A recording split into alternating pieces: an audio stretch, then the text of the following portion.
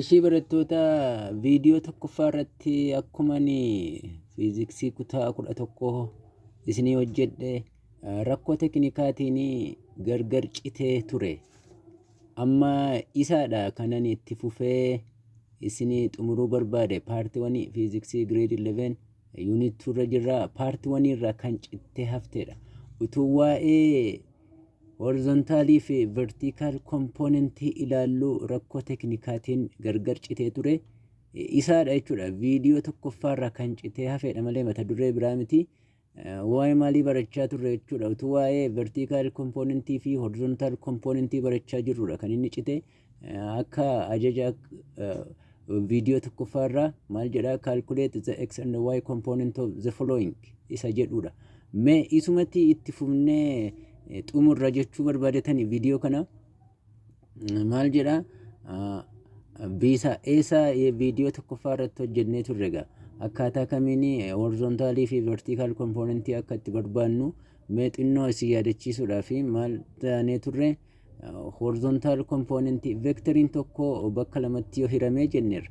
Horizontalii fi verticaliitti jenne yoo kofi vectoriin suni horizontalii wajjin uume jenne maal jennee turre? Horizontal component isaa argachuu fi vectorii sana kofa vectoriin sun uume cosine isaan baay'ifna jechuudha. Vertical component argachuuf immoo jenne vectorii kenname sana sine kofa kennameen baay'isnee arganna isa jedhuti barannee turre viidiyoo tokkoffaa irratti rakkoo sana mudate sana jechuudha. Mee gaaffiin baasuun jechuudha maal jedha? Calculate the x and y component of the following jedhe biinsaa maal jedha? 1900 km at an angle of 53 degree from the vertical. Vectorii yookaan displacementii kanatu jechuudha vertikaalii wajjin jechuudha. Laakunoo kofa digirii 53 uumee jira. Kanaafi horizontal componentii fi vertical componentii vectorii kana barbaadii nuun jedha.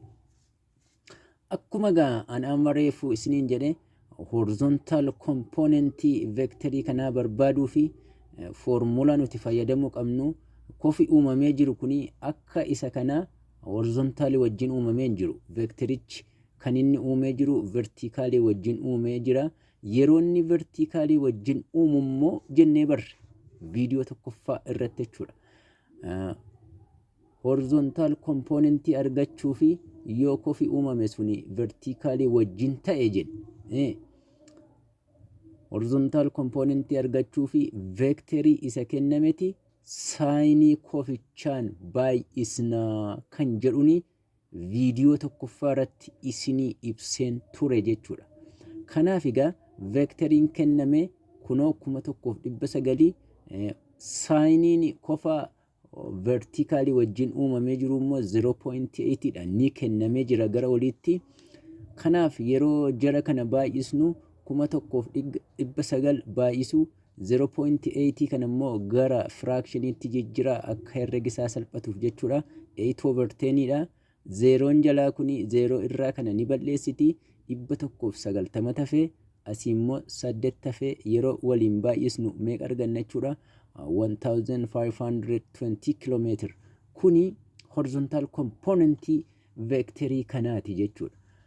Vertical component vectorii kana argachuuf immoo akkuma gara oliitti yookaan viidiyoo tokkoffaa irratti akkuma ilaalaa turre yoo inni vertikaalii wajjin kofi uumamee jira yoo ta'e vectorii ishee kennamte sana cosine kofattiidhaan baay'isnaa jedheen viidiyoo tokkoffaa irratti barannee turre.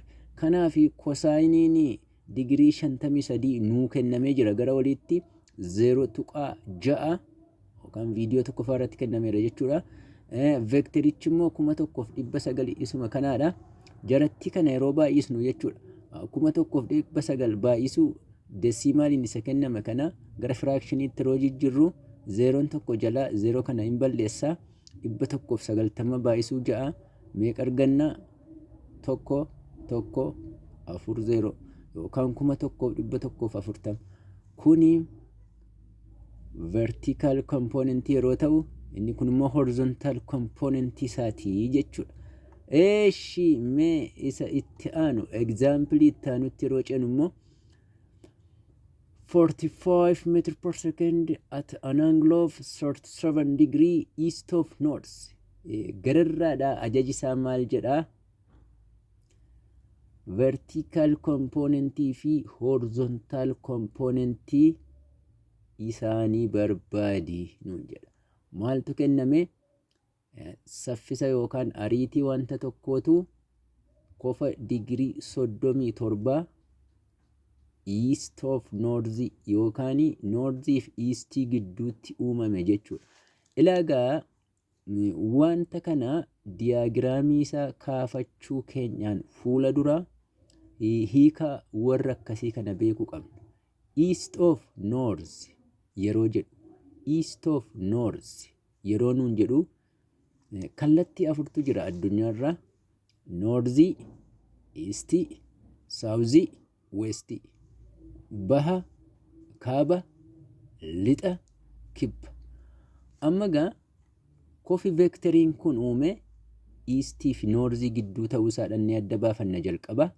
Kallattii arfan jiran kana keessaa eewuf eewu gidduudha isa jedhu dura adda baafanna. Akka amma asirraa nuu kennametti iistii fi noorzii gidduudha kofichi. Ishi kofi kun immoo iistii irraa ka'a moo noorzii irraa ka'a isa jedhuuf immoo hiika jara kanaa beekuu qabna. East of north yoo inni nuun jedhe noorzii irraa kaanee safarra kofa sana digirii 37 noorzii irraa kaanee safarraa jechuudha. Yoo inni immoo north of east utuu inni nuun jedheera ta'e immoo wanta sanaa kofa sanaa east irraa kaanee safarraa. Yoo inni west of north yoo nuun jedhe kofa nuti wanti suni kofi suni northii fi west gidduutti argama. Kanaaf iyyuu west of north inni nuun jennaan north irraa kaanee safarraa kofa nuu kenname sana.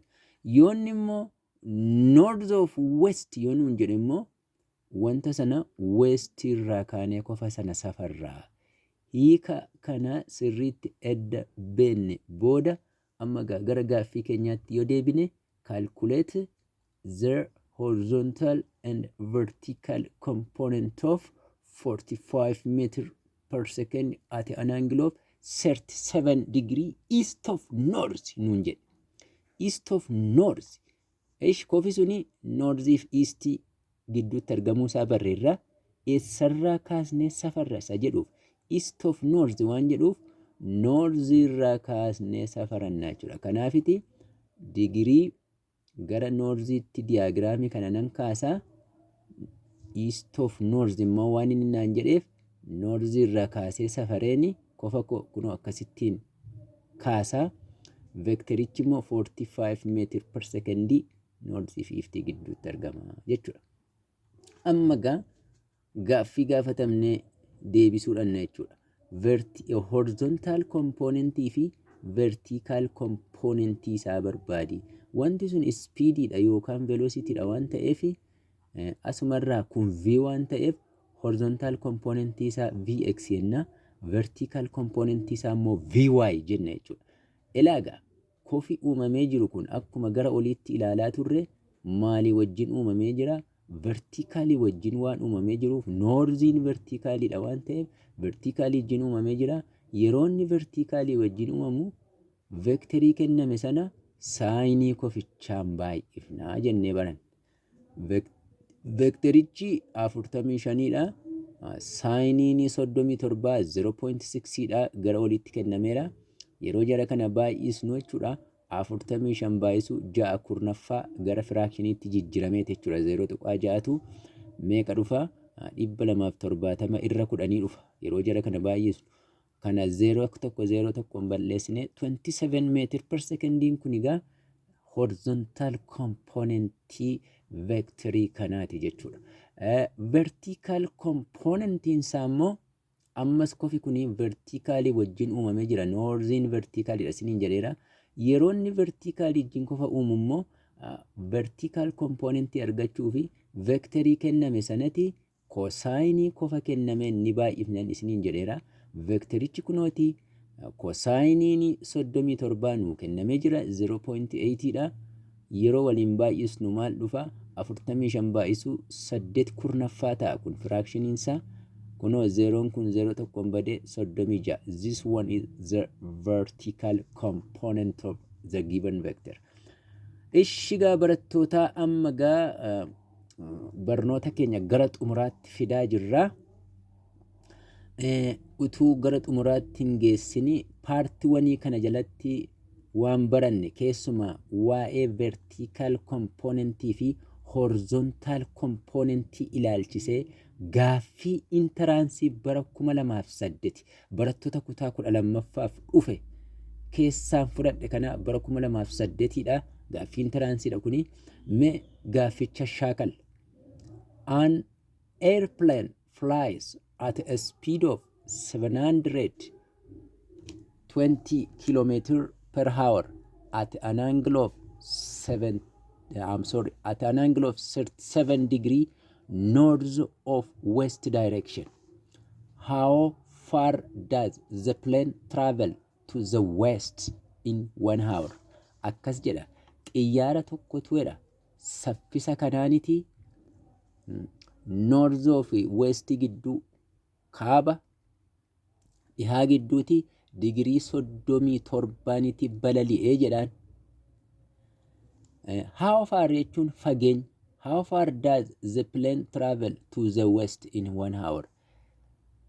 Xiyyaarri kuni gara dhihaatti fageenya hammamii balali'ee sa'atii tokko keessatti jedha. Ilaa gamma yoo gaaffii kana ilaalle vertikaalii fi horizontal componentii isa baranne sana ilaallata.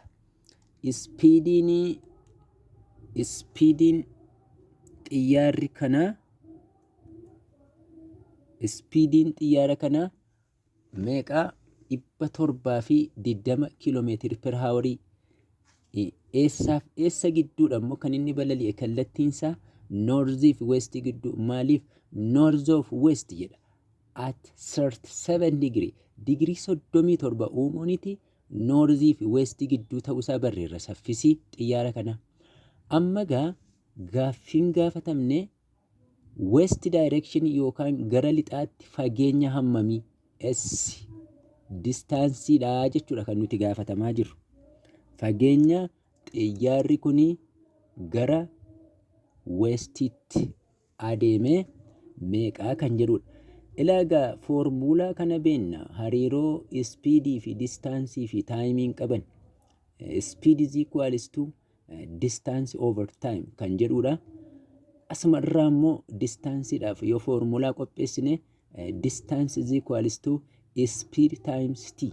Kanaaf egaa ilaa kunoo to westiin kun distaansiidha s dha jechuudha. Kan amma gaafatamne kan gaafatamaan keenya distaansiin xiyyaarri kun gara westiitti kan inni balali'e fageenya mamiiti s yoo jenne taayimii kunoo 1 haawarii nuu kennee jira sa'aatii tokko.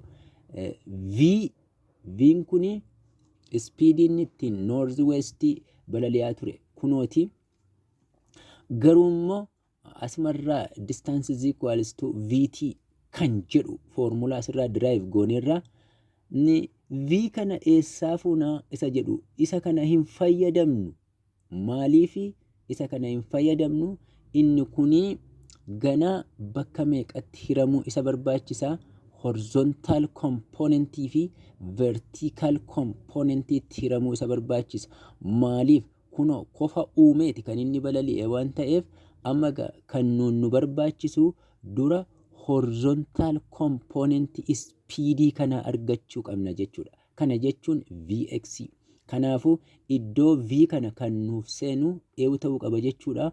Horizontal component speedii kana erga arganne booda timing baay'isna jechuudha. Therefore, the distance of the airplane is calculated by s is equals to the horizontal component of the speed multiplied by the time.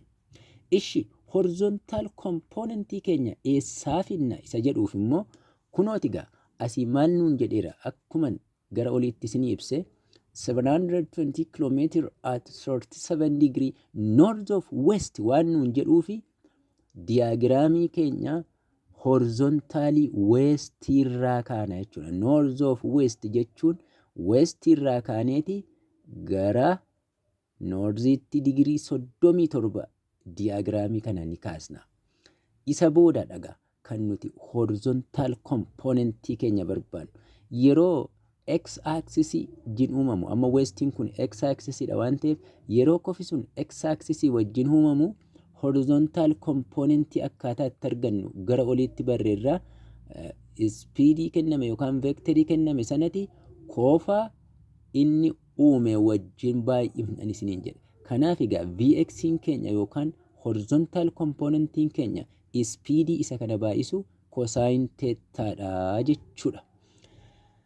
Yeroo naqee amma gaa formulaan keenya distance is equals to vx times t dha. Kunooti iddoo vx maaltu seena jechuudha. Horizontal componentii v cos theta gala kunoo galcheera. Iddoo taayimii keenya kana ammoo eeyutti gala 1 hour t tu gala. Mee haa galchinu gaa v jechuun 720 km/h dha multiplied by cosine theta jechuun immoo cosine 37 gara oliitti nuu kennameera. Cosine 37 immoo 0.8 dha. Iddoo cosine theta kana 0.8 gala multiplied by timing keenya 1 hour dha. Jara kana yeroo baay'isnu jechuudha. 720 km/h multiplied by 0.8 yookaan immoo 8/10 jechuudha. Kun 8/10 gara fractioniitti yeroo jijjiirru 0 tokko 0 kanaan bade 72 yeroo 8 baay'isnu 576 arganna. Xiyyaarri kun jechuudha gara lixaatti kiiloomeetira kana balali'ee jechuudha. Kunooti gaa filannoo arfan jiran kana keessa isa caarra jirutu deebii sirriidha. Barattoota galatoomaan isiniin jedha. Ifamaan isin gaafadha. Isa viidiyoo tokkorraa dogongorri uumamee cite kuni confused akka isin hin goone. Yoo confused taatan immoo akka isin gaaffii na gaafattanii nan amanaa. Kunooti lakkoofsa bilbilaa koo asirra kaa'eera. Telegiraamii koos asirra kaa'een jira. Iimeelii koos asirra kaa'een jira. Asirraa ilaaltanii yoo gaaffiin kun isin rakkise na gaafachuu dandeessu. Viidiyoo itti aanutti immoo mata duree itti aanuun qabadhee isinii dhiyaadha. Garuu viidiyoon ani isinii dhiyeessu kun yookaan immoo barnoota ani isin dhiyeessu kun yeroo yerootti akka inni isin ga'uu fi subscribe godhadha. Hiriyoota keessaniif illee like share akka gootanani kabajaan isin gaafadha. Keessumaa barattoonni yoo gaaffiin isin rakkise warri bilbilaa isiniin jedhera bilbilaan na gaafachuu dandeessu. Naannoo holotaatti warri argamtan immoo yoo gaaffiin ani gaaffii qabaattan yookaan barnoota ani isin barsiisu kun gaaffiin isin rakkise qaamaan yoo na gaafattan illee ani isinii ibsuudhaaf qophiidha. Galatooma.